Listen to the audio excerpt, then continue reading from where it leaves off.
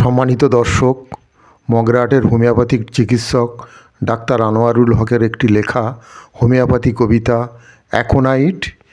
হঠাৎ যেন ঝড়ের হাওয়া, শরীর জুড়ে কাঁপন চাওয়া, হাত পা ঠান্ডা, বুকের ভিতর ধুকপুক, ভয় কি তবে করছে উঁকি ঝুঁক? রাতের আঁধার, নিঃশব্দ শ্বাস, মনে হয় বুঝি থমকে যায় আশ। মৃত্যুর ছায়া ঢেকে দেয় মন, সময় যেন থেমে যায় তখন। গাঢ় তৃষ্ণা, ঠোঁট শুকনো, শরীর যেন হলো বিকল। অস্থির মন পথের খোঁজে, কোথায় আশ্রয়, কোথায় সম্বল? গরম লাগে তবু ঠান্ডা হাত, দুর্বল শরীর, হৃদয়ের মাত। ঝড়ের মতো আসে সেই ব্যথা, ভয় আর শঙ্কার কঠিন কথা।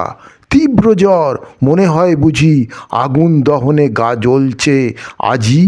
তবু ভিতরে হিমেল শীতল, আতঙ্কে দেহ থর থর কাঁপে। অ্যাকোনাইট জানে সে সব, হঠাৎ যে ভয় জীবন করে রব।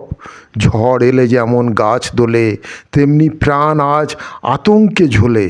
তুমি যদি অস্থির হও, মৃত্যুর ভয় যদি বুকে বেঁধে নাও, অ্যাকোনাইট আসবে ছুঁয়ে, শান্তি এনে দেবে প্রাণের রূপে। ভয় কেটে যাবে, অস্থিরতা মুছে, শরীর ফিরে পাবে আপন সুখে। ঝড় থেমে যাবে, রোদ উঠবে, অ্যাকোনাইট সেই আশায় দেবে।